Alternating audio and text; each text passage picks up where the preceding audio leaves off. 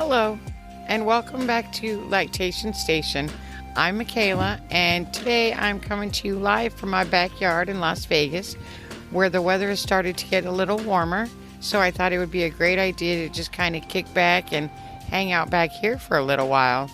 This week, I want to talk a little differently about lactation. I recently read a post on a forum about keeping your lactation or A&R a secret.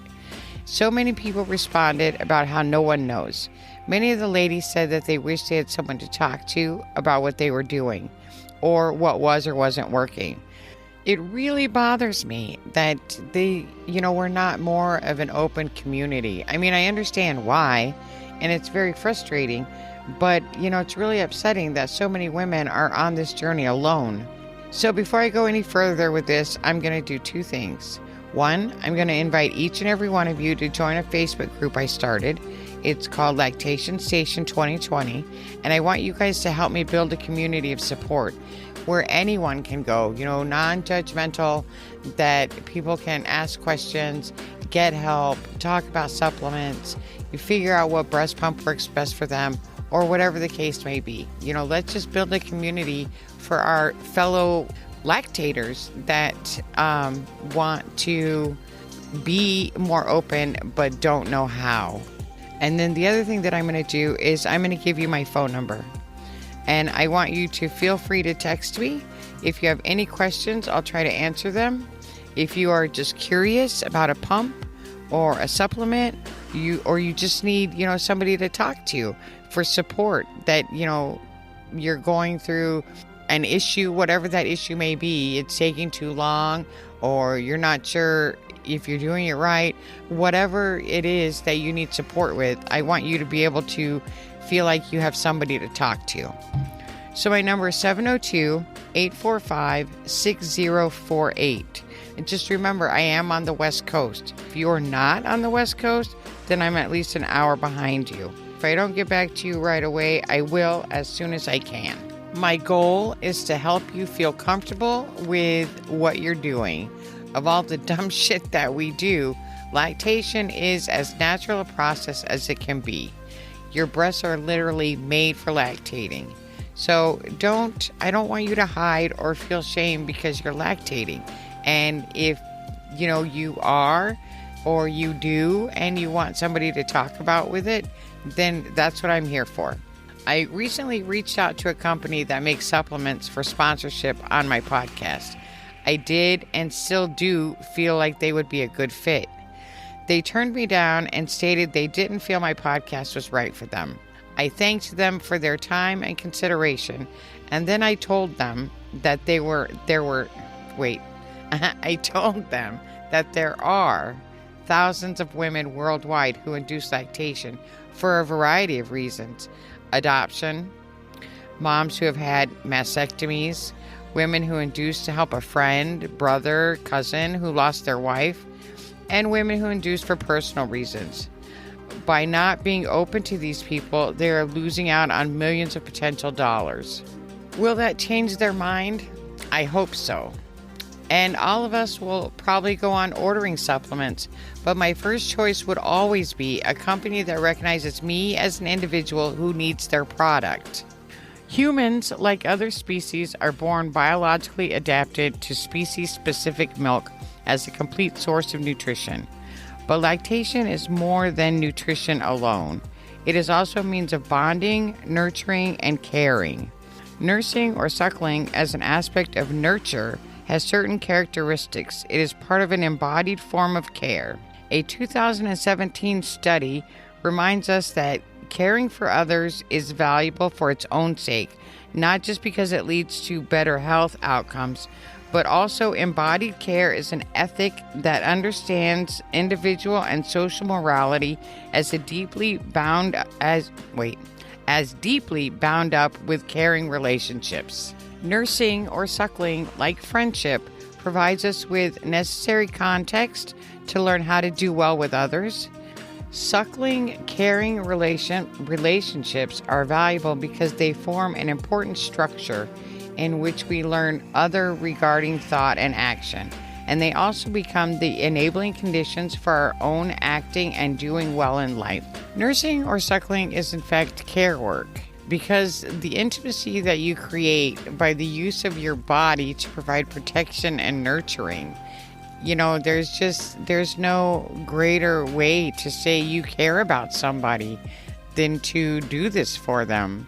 The physical mouth to breast contact between partners is highly personal. The physiological function of lactation draws on the partner's nutritional reserves, changes the hormonal profile and her body shape. It affects her fertility in some cases, her state of mind, and has an impact predominantly positive on her short-term and long-term health. The world frequently reduces the value of breast milk to the level of its nutrients. The negative side to this view is viewing breast milk primarily as nutritious food causes a narrow, health-focused approach to assessing risks and benefits. Commodification of breast milk may also slip into commodification of those who provide milk. And commodification is the definition is the action or process of treating something as a mere commodity. And this runs the risk of overemphasizing health benefits at the expense of other nurturing potentials. So what I guess I'm trying to say at this point right now is that, it's such a natural process for your body and for you to want to maternally care for somebody that there's nothing wrong with it, nothing to be ashamed of and nothing to be embarrassed about. And I really hope that we get to some point where it's not something that is just a secret, that there is no shame, there shouldn't be shame, and that people can openly talk about it and discuss it with others without that feeling of shame. Relactation and induced lactation are very similar processes. Relactation is the process of restimulating lactation days, weeks, months, or years after lactation has ended. Induced lactation is the process of simulating lactation when someone has not had the benefit of hormones of pregnancy and has never lactated. I read a 2018 case study describing the process of a 30-year-old transgender woman who was able to breastfeed exclusively for 6 weeks. And during this time, the child's pediatrician reported that the child's growth, feeding, and bowel habits were developmentally appropriate. So this story completely upends the traditional notions of breastfeeding. In developing countries, lactation or relactation is routinely initiated as part of rehydration therapy that is offered to ill and malnourished infants and young children. In nearly all cases, the mothers relactate successfully. Adoptive lactation is undertaken by adoptive parents who want their children to have the benefits of breastfeeding. Induced lactation or relactation requires a lot of time and commitment. Relactating women can use galactagogues, but aren't necessary in all cases. A lot of times it's about hormone imbalance. If you're premenopausal, in your 30s and 40s, and you can create a good balance in your hormones, which means you need your prolactin level high and your estrogen and progesterone low, then a lot of times you don't need the galactagogues or DOM to initiate lactation because it's all about balancing the hormones.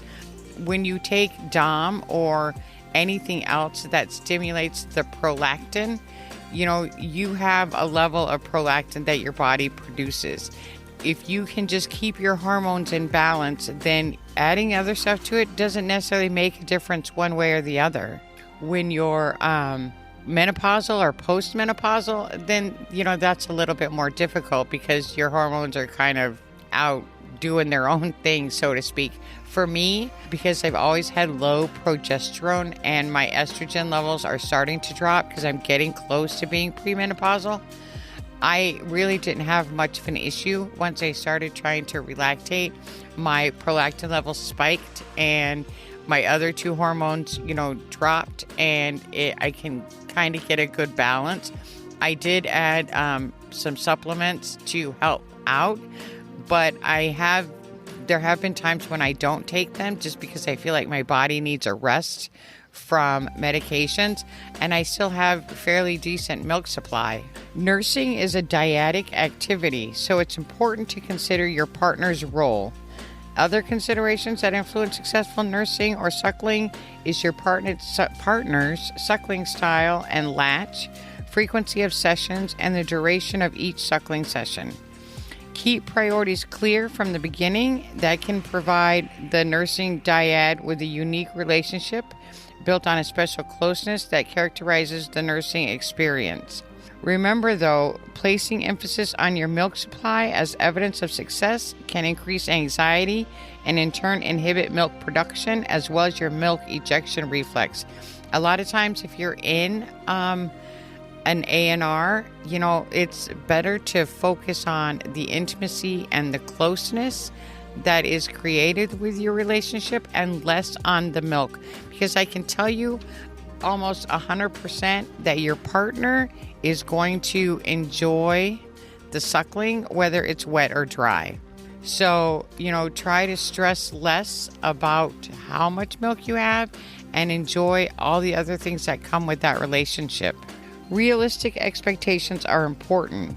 Even if you've never produced a drop of milk, the closeness and intimacy that you and your partner develop from this special relationship cannot be underestimated.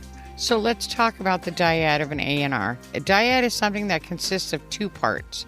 It's the smallest group, 2 people. An ANR is an acronym for adult nursing relationship. It's 2 consenting adults in a relationship who engage in adult nursing. One may or may not lactate. One suckles as part of their intimate relationship. It may or may not involve milk or sex. It usually involves a loving couple committed to their relationship. Most couples experience a deep bond through adult nursing. They learn to communicate better and to resolve issues faster.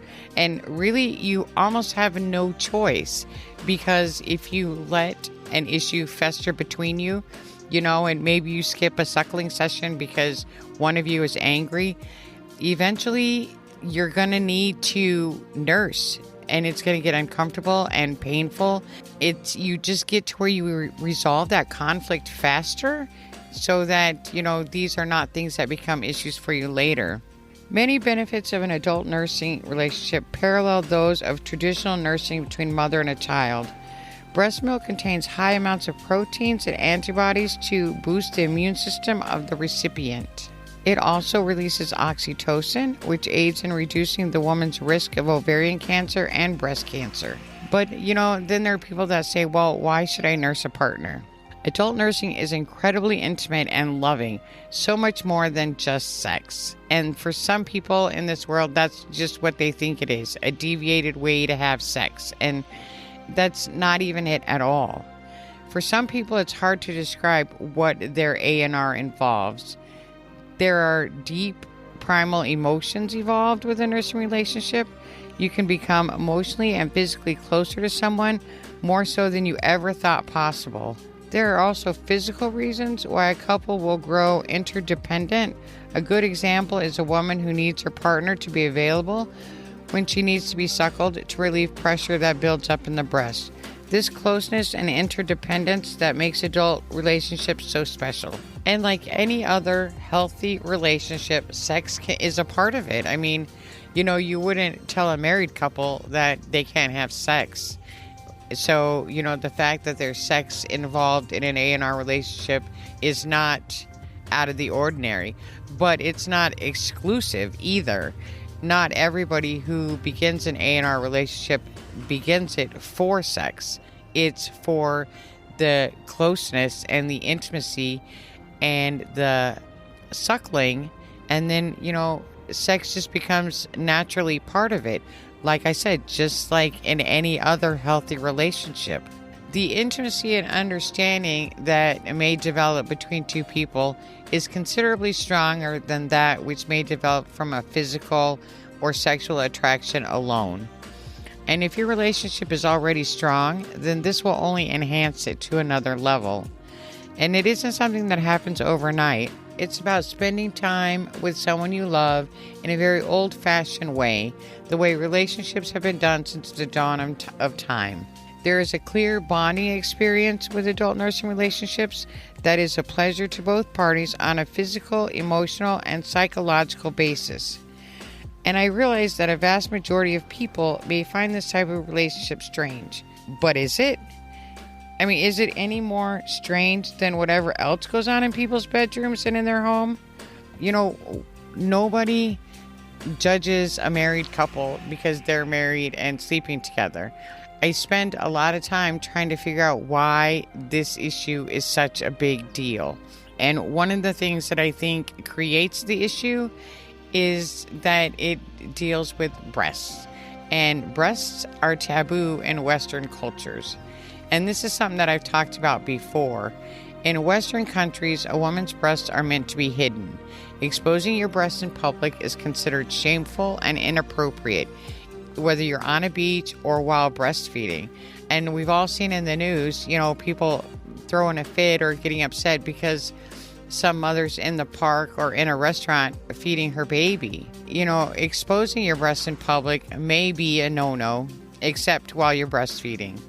But if you watch television, breasts are actually emphasized in advertisements, fashions, internet, and don't get me started on video games.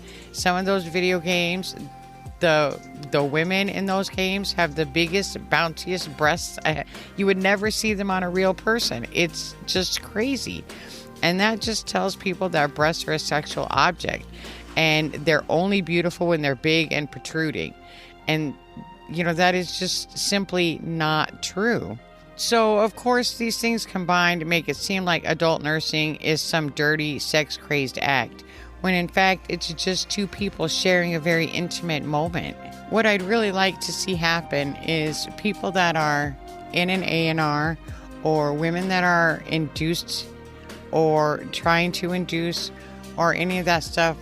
I mean, I don't think I'll ever see it mainstream, at least not in my lifetime, but I'd like to see less disgust, I guess, is the word that I'm looking for. It wasn't too long ago that nobody would have dared watch 50 Shades of Grey or read that book. But, I mean, it swept the world by storm. And now, people that are into that kind of stuff are just right out there talking about it. That's where I want us to be. And that's my goal. I want to bring to light our community that there's nothing wrong with us, that it's okay. And people need to be less uptight and, more welcoming in today's society for whatever it is that you do. Okay, so that's it for today. I'm sorry it was less about lactation and more about my ranting. I just get so frustrated because, I'm not ashamed of the fact that I'm inducing. If people ask me if I'm lactating, I tell them. I talk to people about it all the time. I have a really close girlfriend and I talk to her about it. I discuss it with my son. I don't hide it, and I don't want other people to hide it either. I want you to feel comfortable to talk to your best friend. Your best friend should be somebody that doesn't judge you, and you could tell them anything. And if you have an issue or, you're not sure if you have the right flange, I want you to be able to go to somebody, your best friend or your sister, and say, hey, can you help me out? That's my goal. I want us all to just be able to be social and live our lives. And if you're out with friends and you start to leak, oh, well, sorry, I'm leaking. I got to go to the bathroom and take care of this. Let's get rid of the stigma and the shame and just be proud to live our lives. All right, everyone, that's it for tonight. Remember to love yourself. Don't be ashamed of what you're doing. Be proud. Talk about it. Discuss your issues. Call me if you need help. Text me. You'll probably get a better response from me if you text me. But I want to be there for you, and I want to help you with whatever issues that you have coming up that you need to talk about. Let's just get through this one day at a time. All right, I'm Michaela, and this is Lactation Station. Have a great night.